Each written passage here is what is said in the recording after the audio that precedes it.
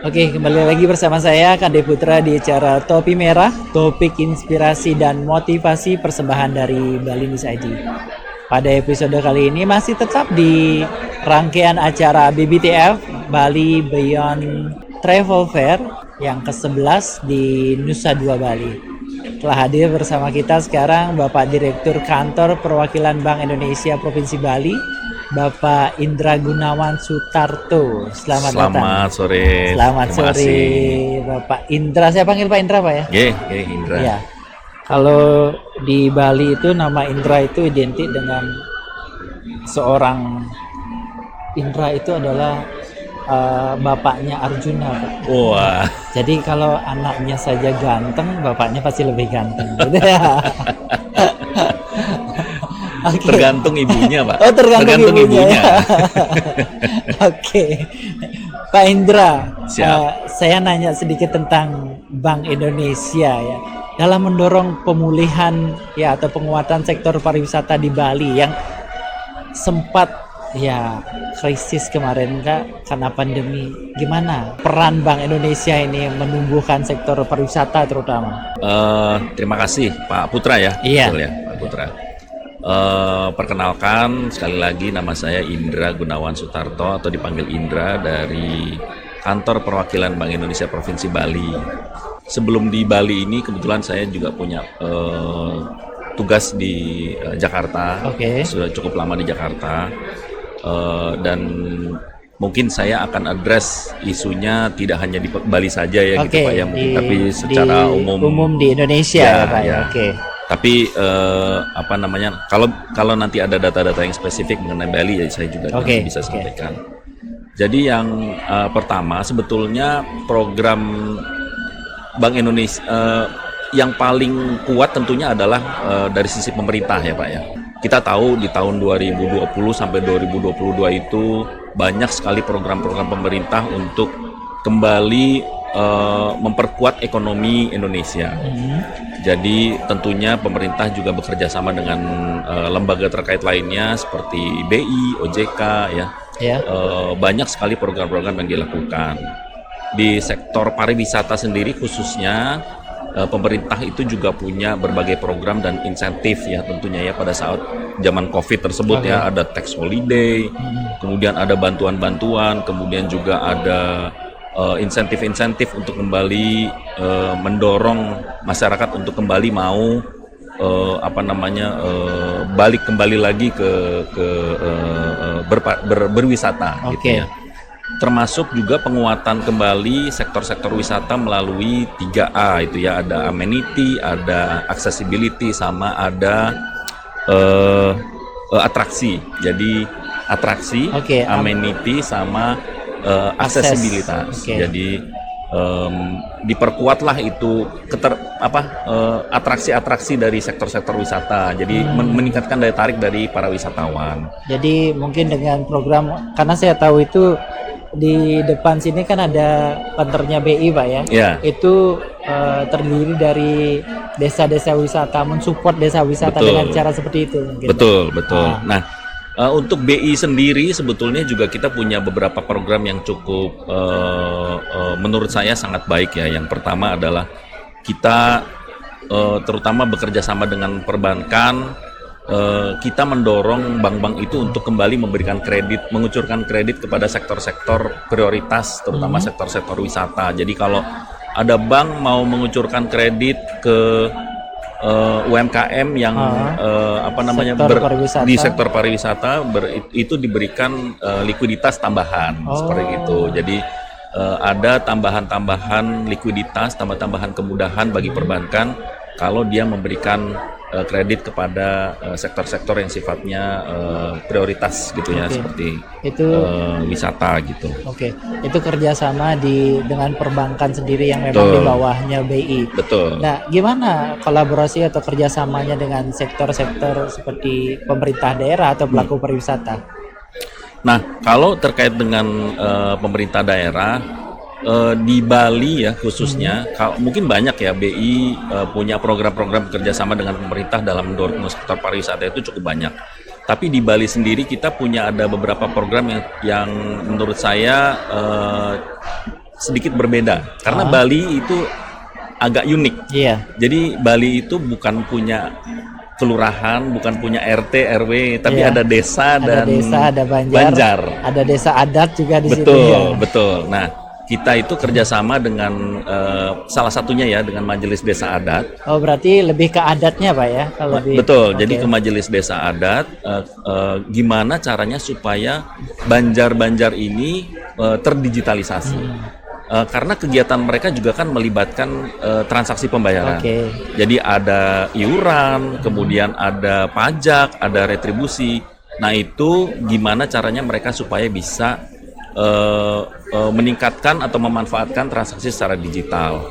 Jadi bayarnya pakai kris lah kasarnya gitu. Nah kemudian, terus bagaimana dengan banjar-banjar yang di daerah-daerah yang terpencil? Nah ini kami juga kerjasama dengan Diskominfo dan juga dengan pemerintah kabupaten. Kalau mereka butuh penguat sinyal, ya, kalau mereka butuh penguat sinyal, ada WiFi. Nah ini kita bisa support, kita bisa bantu. Itu masih berlaku sampai sekarang Pak? Masih Pak, masih. Jadi kalau ngomongin desa, terutama desa daerah Bali Tengah atau Bali Utara itu kan memang kendalanya di situ Pak. Betul. Apalagi seperti yang kita ketahui, aksesibilitas, habis itu untuk wisatawan itu adalah akses internet yang paling diutamakan. Betul. Dan itu salah satunya penunjang pariwisata juga. Betul.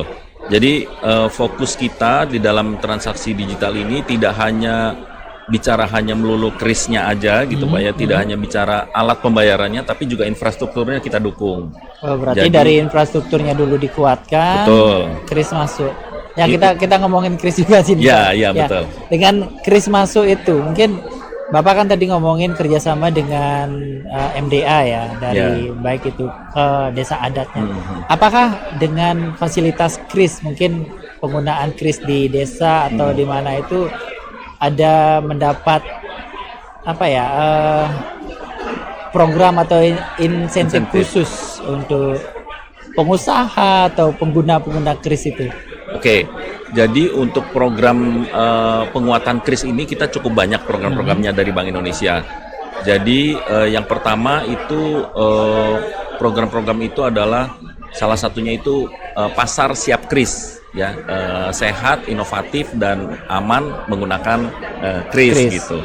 Jadi pasar-pasar itu kalau mereka mau bayar itu diusahakan pakai kris. Nah nanti di situ ada hadiah Pak.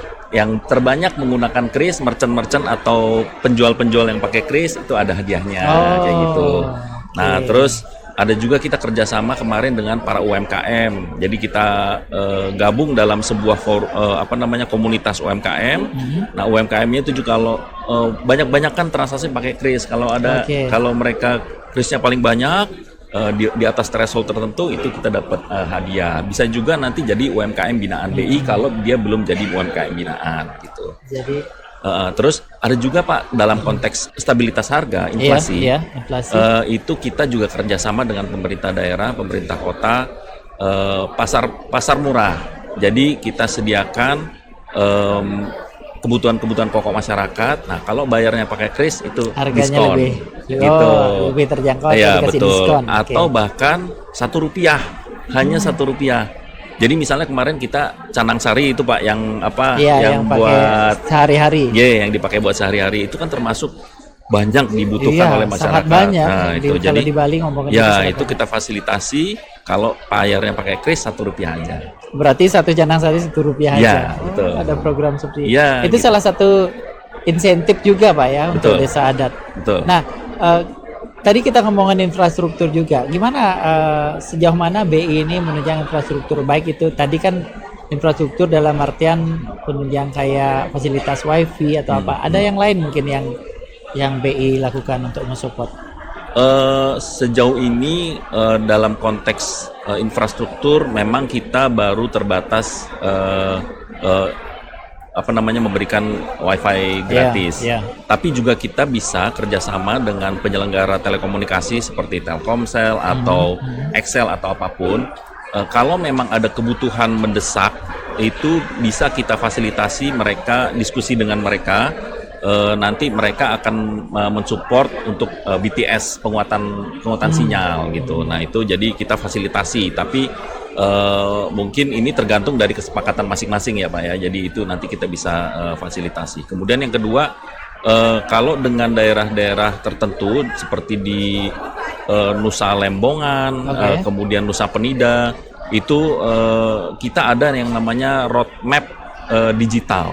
Jadi kita kerjasama dengan Pemkab Klungkung ya. Nah itu kita dorong mereka untuk menyusun roadmap, kita kita update, kita evaluasi kebutuhannya apa saja.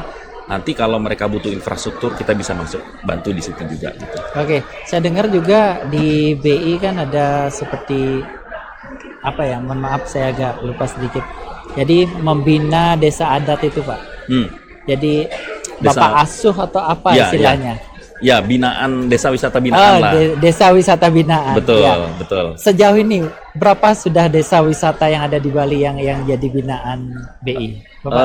Jumlahnya sekitar ada 6 desa wisata, cuman saya nama-namanya agak lupa. Termasuk Panglipuran itu jadi binaan kami. Kemudian Taro ya, Desa Taro. Itu juga jadi binaan. Jadi kebetulan lagi ada pameran di atas juga, booth-nya BI. Nah itu kayaknya di depan booth BI. Di depan ya? Ya di depan. Nanti Pak singan ya. Ya itu jadi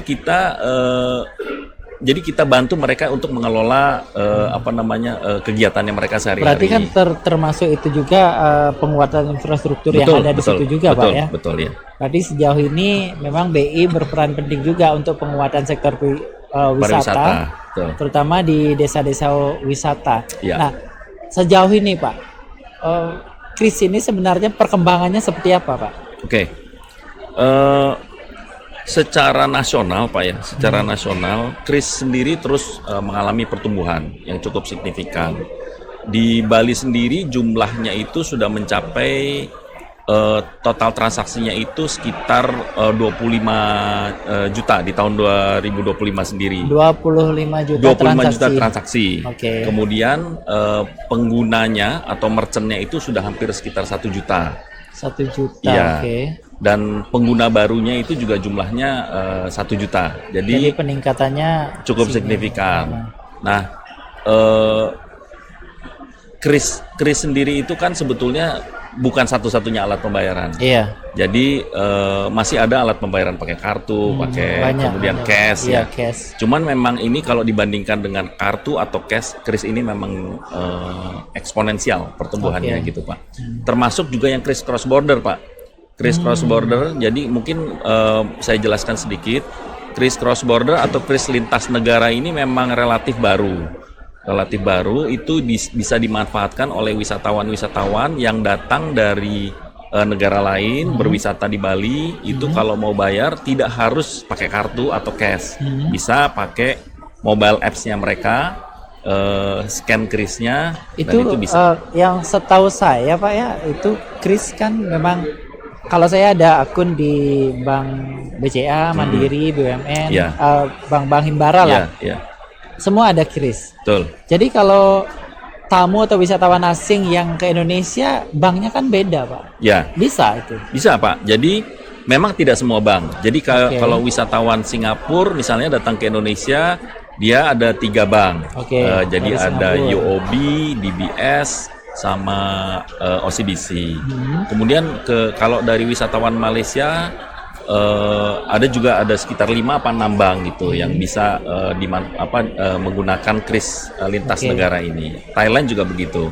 Nah jadi kenapa saya sebutkan 3 negara itu? Kebetulan saat ini Indonesia baru kerjasama untuk KRIS lintas negara ini dengan 3 negara itu.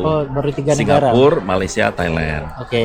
Jadi mereka wisatawan 3 negara itu kalau ke Indonesia itu bisa pakai KRIS lintas negara. Jadi pakai mobile apps-nya mereka di handphone. Itu misalnya banknya kalau dari Malaysia katakanlah Maybank gitu ya, Maybank Malaysia atau CIMB Malaysia, itu tinggal buka apps-nya terus scan KRIS-nya yang ada di Indonesia, itu udah langsung bisa masuk rekening ya.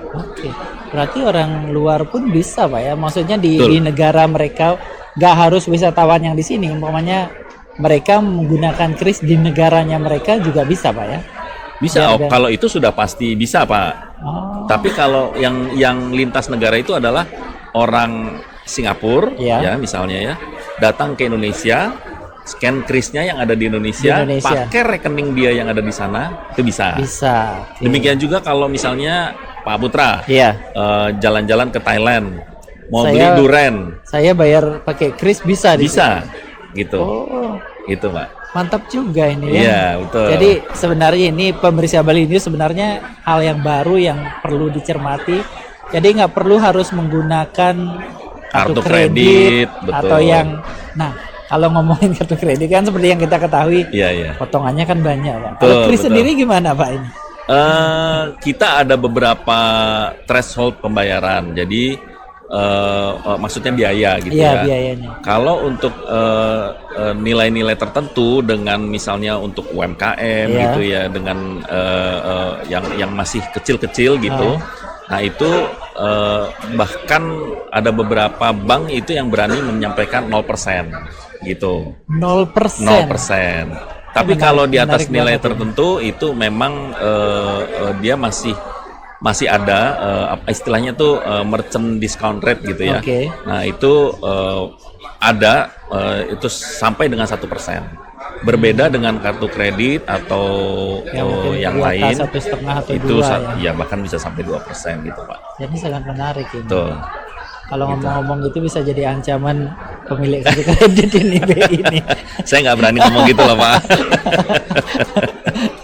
Iya, gimana sih strategi Bank Indonesia sendiri memperluas ekspansi kris ini, Pak, Ya. sampai bisa keluar negeri ya? Ya, jadi yang pertama kalau untuk di Indonesia sendiri tentunya kita kerjasama dengan PJP ya. Dalam hal ini adalah bank yang memang ditunjuk untuk memfasilitasi kris lintas negara atau kris cross border ini untuk mensosialisasikan, kemudian juga menyebarluaskan kris cross border ini kepada seluruh nasabah-nasabahnya. Oke. Kemudian yang kedua, mungkin Bapak tahu Bank Indonesia kan bank sentral ya, Iya, di iya. negara Indonesia Iya, di satu-satunya. Indonesia. Tapi Bapak juga mesti ingat di Singapura ada bank sentral Ada bank juga, sentral. Malaysia Di ada bank Malaysia sentral, ada, Thailand oke. juga gitu. Nah kita kerjasama dengan mereka Pak. Oke. Jadi Bank Indonesia kontak ke Malaysia, Thailand gitu ya, misalnya Bank Negara atau Bank of Thailand. Nah kita kerjasama untuk sosialisasi ke nasabah-nasabah mereka. Jadi kalau misalnya ada wisatawan mereka yang tadinya mungkin nggak tahu atau pelaku usaha yang tadinya nggak tahu ada kris lintas negara ini, karena kita sosialisasikan di Thailand, di Malaysia, mereka jadi terupdate gitu. Oke. Jadi kerjasama antar bank sentral. Betul. Jadi betul. kalau ngomongin seperti itu, BI lebih maju dari mereka, Pak. Ya, Kurang lebih seperti itu ya. Bisa membanggakan bagi Betul, kita betul, betul, Pak. warga Indonesia. yeah. Jadi seberapa ya secure sih ini Pak, kalau kita ngomongin transaksi kan tentunya harus ada pengamanan dan Betul. kartu kredit aja kadang-kadang bisa dibobol Pak ya. Betul, betul Pak. Kris sendiri gimana untuk security-nya? Security kris itu sebetulnya tergantung dari keamanan dari si handphone itu sendiri. Kalau handphonenya itu tidak di passcode itu juga bahaya. Oke. Kan, yang pertama. Yang kedua, kalau buka mobile apps itu juga pasti diminta password ya kan Iya. Pak. Nah itu passwordnya itulah yang menjadi pengaman terakhir dari si pemegang HP. Dan itu menjadi pengaman utama. Tetapi selain itu juga kita harus mengingat diri sendiri bahwa kalau melakukan scan kris itu juga harus atau dilihat. apa? Hah? Ya, ketika bertransaksi, misalnya saya beli kopi, Iya. terus saya scan, misalnya harganya bilang 100.000 gitu ya. Nah, Saya scan, saya nggak lihat lagi gitu kan. Saya udah pencet password cet, gitu. Ternyata 1 ternyata juta. scan krisnya 1 juta gitu. Oh. Itu kita mesti lihat lagi. Jadi, kita punya program namanya perlindungan konsumen, itu Eling Rage, Pak. Eling Rage Eling bahasa Rage, Bali ya. Bahasa Bali. Iya, Jadi Eling kita Rage. mengingatkan kembali diri sendiri bahwa kalau di dalam bertransaksi itu harus berhati-hati. Oke. Jadi E-Link Rage itu ada kepanjangannya Pak, itu edukasi literasi keuangan, Edukasi kemudian literasi. sinergi dan kolaborasi, serta Kolaborasi, inovasi untuk mengarahkan menjadi konsumen yang berdaya gitu. inovasi untuk berdaya. Ya, Jadi betul. E-Link Rage ya. Ya, betul Pak. Nah, ini kita udah kerjasama dengan OJK dan juga dengan perbankan di Bali. Kita komit melakukan sosialisasi edukasi bersama untuk mendorong perlindungan konsumen ini. Jadi selama ini mungkin dari pengalaman Bapak ada pernah case-case tertentu nggak? Ada yang dibobol atau apa? Dibobol sih tidak Pak ya, tapi memang ada yang gitu Pak, terutama dari sisi merchantnya Pak. Jadi misalnya si customernya bilang, saya udah bayar nih gitu, saya tunjukin udah bayar, transaksi berhasil gitu. Tapi si merchantnya ini nggak ngelihat, nggak ngecek itu transaksi pembayaran kapan dan kemana. Jadi bisa aja dia tunjukin foto bulan kemarin gitu. Ini saya udah bayar gitu. Tapi oh ya udah gitu. Nggak ngecek lagi gitu. Pernah nggak ada kejadian pokoknya sudah masa bayar QRIS atau karena koneksi atau gimana itu nggak masuk ke merchant? Kalau terkait dengan sinyal dan terkait dengan infrastruktur itu memang sering kali terjadi Pak. Jadi udah scan, tahu-tahu sinyal nggak masuk dan dia juga nggak terima gitu ya. Tapi ternyata rekening sudah terdebat. Itu bisa Pak. Nanti kita silakan diadukan ke namanya Bicara Pak. Bank Indonesia punya pengaduan, jadi tinggal telepon di 131 dan nanti tinggal sampaikan kalau memang dengan pihak banknya masih ada dispute bahwa ternyata dia belum terkreditkan kembali rekeningnya, nah itu nanti bisa ditindaklanjuti. Jadi kita ada nanti kita fasilitasi. Istilah call center untuk gini ya. Perlindungan konsumen. Perlindungan konsumennya Pak. Betul. Nah, sejauh ini Pak, perjalanan Kris sendiri kan bagi beberapa orang itu sebagai baru sekali. Yeah. Bagi saya juga baru ini. Kris cross border ini sangat baru. Padahal saya sering ke Malaysia, ke Singapura. Nggak pernah pakai kartu aja biasanya.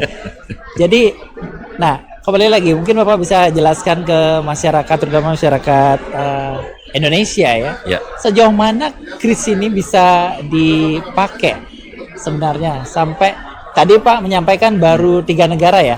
Nextnya seperti apa dan ekspansinya seperti apa nanti? Kalau orang pakai Kris sebetulnya tidak ada batasnya Pak. Jadi batasnya ada saldo pastinya dong. Kalau nggak isi saldo ya nggak bisa bayar. Kalau nggak ada saldonya ya nggak bisa dipakai gitu. Itu joke ya, memang realitinya gitu. Terus ngomel-ngomel, saya kok nggak bisa bayar pakai Kris? Ya Bapak nggak ada saldonya. Saldonya nggak bisa ya. Itu satu Pak. Kemudian yang kedua tentunya pasti ada infrastruktur, sinyal dan lain sebagainya ya Pak. Itu menjadi batasan-batasan. Tetapi sepanjang itu semua terpenuhi ya, kalau di Denpasar aja saya yakin pasti Bapak Ibu kalau mau bayar pakai Kris, Pak Putra mau pakai Kris dimanapun, saya yakin itu pasti bisa. Nah, perluasannya ke depan itu kita lagi upayakan di 17 Agustus tahun ini Pak, nanti akan ada perluasan tidak hanya ke Singapura, Malaysia dan Thailand, tapi juga dengan Jepang dan juga Korea. Berarti bukan hanya Southeast Asia, sekarang pengembangannya sampai ke Asia Pasifik. Betul Pak. Jadi ke Jepang dan Korea ini baru dan ini kita upayakan terus. Sebenarnya diskusinya udah cukup lama. Jadi bersamaan dengan pada saat kita launching yang Singapura, Malaysia, Thailand. Tetapi mungkin karena satu dan lain hal pihak dari Jepang maupun Korea ini masih agak sungkan untuk terkoneksi. Tetapi karena melihat perkembangan Singapura, Malaysia dan Thailand ini sangat baik, sangat maju. Dan ini akhirnya kita mereka mau lah gitu. Dan itu tentunya pasti menguntungkan bagi mereka juga Pak ya. Kalau nggak menguntungkan nggak mungkin mau mereka. Dan ke depan selain dua negara itu ada juga nanti India dan Cina, Pak. India dan Cina Betul. lebih luas lagi. Betul, ya. Karena seperti yang kita ketahui Pak, pangsa pasar pariwisata terutama di Bali bukan hanya kemarin kan Ya. sempat Australia. Betul, Sekarang Cina, ya India juga terbesar itu dengan Betul. jumlah penduduknya sekian betul. juta. Ya, Oke, jadi saya rasa Kris ini sangat menarik Pak ya. untuk dibahas. Ya. Dan saya menginjak sedikit ke BBTF. Oke. Gimana Bapak, sempat mengunjungi BBTF yang keberapa? Ini udah yang ke-11 kali ya? Atau mungkin Bapak karena baru di Bali mungkin Iya. ini baru pertama kali? Mohon maaf nih karena saya baru 4 bulan di Oh, Bali. baru 4 bulan, Jadi oke. ini pertama kali Oke. saya datang ke BBTF. Oke. Tapi kalau ngelihat keriuhan BBTF seperti tadi Bapak baru masuk segala Iya. macam, gimana? Potensi transaksi keuangan di sini dengan Krisnya gimana kira-kira? Ya, pertama saya masuk ya saya tentunya saya mendaftar dulu ya. Ya, Dari ya. pendaftaran saja itu sudah sangat cepat gitu ya, menggunakan kartunya. Ya. Jadi tidak ada bertele-tele. Itu akan memudahkan pengunjung untuk datang Iya, masuk. iya, iya. Itu yang pertama. Yang kedua, saya agak surprise ya, terus terang kaget begitu masuk ke dalam itu ada tempat duduk untuk bisnis meeting. Iya. Itu sangat menurut saya itu sangat apa ya, eye catching Pak. Jadi ini ternyata bisnis meetingnya luar biasa banyak. Iya. Dan berarti kan menunjukkan bahwa ketertarikan orang terhadap hal-hal yang dipamerkan di sini kan berarti kan sangat tinggi. Itu artinya orang mindsetnya sudah langsung, oh ini pasti pameran yang sangat menarik Iya, gitu dan Pak. ini teman-teman anggota Asita semua ini Pak. Betul, yang sini. betul ya. Anggota Asita. Saya juga tadi perhatiin ada orang yang diskusi bisnis, ada orang yang ngobrol mengenai produknya segala Ya. macam. Jadi luar biasa sih menurut saya. Jadi itu satu. Mungkin Bapak nanti keliling ke hall 2 dan hall 3 itu masing-masing ada, dan kita di sini BTF bukan hanya nasional Pak ya, internasional.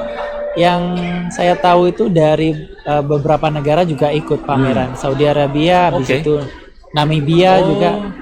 Kalau India udah ada beberapa yang memang target pasarnya di Bali. Betul. Yang Namibia ini yang baru pertama kali, dan yang datang ke sini itu adalah direktur pemasarannya negara Namibia. Itu salah satu potensi juga buat betul. Kris. Jadi kalau kita sih berharap, masyarakat seperti saya mempermudah akses, mempermudah cara transaksi untuk Kris ini. Betul. Jadi nggak terasa Pak, waktu kita udah 30 menit ya. udah 30 menit. Jadi mungkin apa lagi yang mau Bapak sampaikan terkait Kris Cross Border ini? Mungkin sedikit aja Pak. Bank Indonesia tentunya tidak berhenti melakukan sosialisasi dan edukasi kepada masyarakat untuk menggunakan Kris, terutama juga bagi wisatawan. Mungkin Bapak ingat kemarin pas Bali Jagadita itu kita ada komitmen bersama juga dengan Asita Pak. Oh iya. Jadi kita berkolaborasi melakukan edukasi kepada wisatawan-wisatawan, terutama untuk yang dari Singapura, Malaysia dan Thailand, dengan paket-paket wisatanya kalau bisa bayarnya juga pakai Kris Cross Border gitu. Jadi kita juga ada kerjasama dengan tour guide ya, dengan hotel-hotel. Kalau ada wisatawan gunakanlah pembayarannya juga pakai Kris gitu Pak. Jadi itu, dan mungkin dari saya sebagai penutup mungkin ada sedikit pantun nih Pak. Boleh ya Pak ya.